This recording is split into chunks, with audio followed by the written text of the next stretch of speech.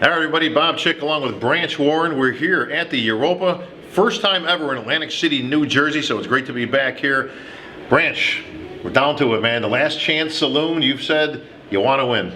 Yeah, I think I told you this last year. If I can't win a show, man, I ain't going to Olympia. So I don't even know how point things work.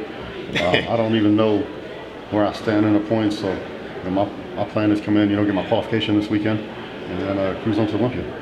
Well, always the plan, but now I know your mindset because we go way back.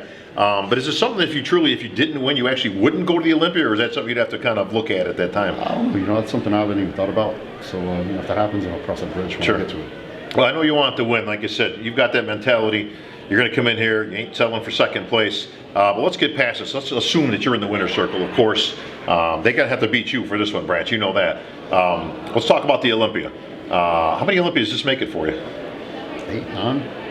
You've lost track. Yeah. So 8 or 9. How much gas is left in the tank, champ? I mean, you got a year, you got 2, you got 3? I got a couple years in me, I think. Maybe more. I think it's, honestly, when I turned pro in 2001, I thought I'd be retired by 36, 37, but I was just kind of hitting my stride. So, I don't know, I discussed it the other day with someone, and I said, I'm still having fun, because if you're not having fun in this sport, you're going to be miserable. Right. I'm healthy. I'm still on top, by virtue of a top 6 finish at the Olympia and a close second at the Arnold. And, I'm still making a couple dollars doing it. So, as long as I can still, all those things hold true, then sure. Well, it's not like you've lost any ground. Like you say, yeah. Second at the Arnold and a near win there. That could have kind of gone either way with you and Dexter. You guys have gone back and forth. You beat him an equal amount of times that he's beaten you. Yeah. Especially for Arnold titles. So, and again, another qualification, of course, this weekend here at Atlantic City, and of course the Olympia coming up, 8, 9, or number 10, whatever it is. This is going to make it. Dexter's had a saying he's had for years in interviews, and he says, "Look, when you can give me a job that I'm making this kind of money to go and train an hour a day, I'll take it. I'm still having fun. I'm still placing well." It sounds like you got a similar mentality. I love what I do. I fought so hard, as to get a pro card. Right. And you finally get here, and then you get that.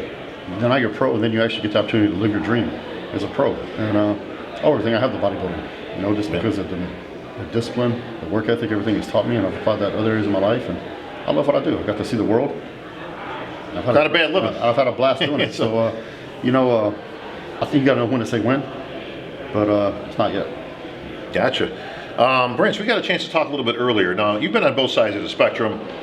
You've placed as high as second in the Olympia, so you've been that close to tasting that Sandow medal, and of course that one title that's eluded you. You've won everything else. But more specifically, you've been able to train for a year, getting ready for the Olympia, and then you found yourself in this type of position where, okay, I got to hit a qualifier, and again, projecting that you will be the guy to beat, and of course you'll win. Any differences of having that 1 year and everything kind of comes to one day, or is this even a little bit easier, maybe put you in a better position where you've got a show 3 weeks out? I think I like this better. I'm already in real good condition. I'm very pleased with my conditioning. Like I was talking to you earlier, I think, after this I've got 3 more weeks, and I think I can fine tune it and possibly bring my best package ever to Vegas. So it's you got to roll with the punches. I committed to do this, I think, 9 weeks ago, and I had 9 weeks to get ready for the show, which that's probably the shortest amount of time I've ever gotten ready for contest. But I knew I could do it because when I've been in my best, conditions ever, I was 2 weeks from the show. 2 weeks out, I was ready. Right. So I knew I could pull this off, and I did. And I think everything happens for a reason. So I think for me personally, I like to compete. Just taking a whole year off and just doing one show, I'd rather do. I think it honestly puts some undue pressure. I mean, you got 364 days all coming down to one day that you got to try to peak. I mean, I personally, just from my own experience, yeah. I always thought it was a little bit easier to kind of have a show or maybe even 2, so that you're kind of in the mix, but you're already in shape. You got to maybe do a little bit of fine tuning. But to me, that's a lot of pressure. Like to just, it's one day, man. I mean, that's it. Yeah, it is. But I think it depends on the physique. I mean, some guys just, they look good the first show and they can't hold. Yeah, right. And a week or 2 weeks later, they don't look the same. So, and some guys can hold, and some guys actually get better. So I've done it every way you can think of over the years, and it doesn't really. I kind of like doing a show like this, and then continue to improve a little bit and do the big show. Speaking of which, San Antonio just last week. Now we saw a couple familiar names in there. Our boy Steve Kuklo going in that one, which everybody pretty much had him in the winner's circle. Now he ends up losing that competition, so he's got to make a decision, obviously. whether to come here, which obviously his name's not on the list, or to maybe just skate on points. So obviously we'll see what he does. But he lost out to your buddy Johnny Jackson, who I haven't seen Johnny that good in probably 4 or 5 years. I think that was the best version of Johnny I've seen. But my question to you is this, Branch. There was a lot of speculation, well, he's not trying to be 100%, he's going to kind of save it for the Olympia. I don't know any bodybuilder who's ever gone on any show who says, I think I'll just go in at 90%. Like, to me, that's just an excuse. That's you know what that is? That's an excuse when you lose. Right. That's what you say, because going to this show, I didn't know a single name on the list until I got here actually to the meeting. I didn't check. But I knew this going into it, I was going to be 100%. Because if you don't come in 100%, you leave it open to get beat. Yeah. And then you're like, oh crap, why didn't I push a little bit harder, die a little bit harder, and come into my best? I don't buy into that stuff, though. I don't think anybody prepares and says, well, let's just bring in 90% and then we'll take our chances.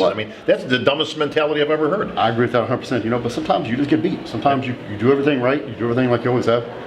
You don't get the same results, and sometimes somebody just shows up and beats you. It happens.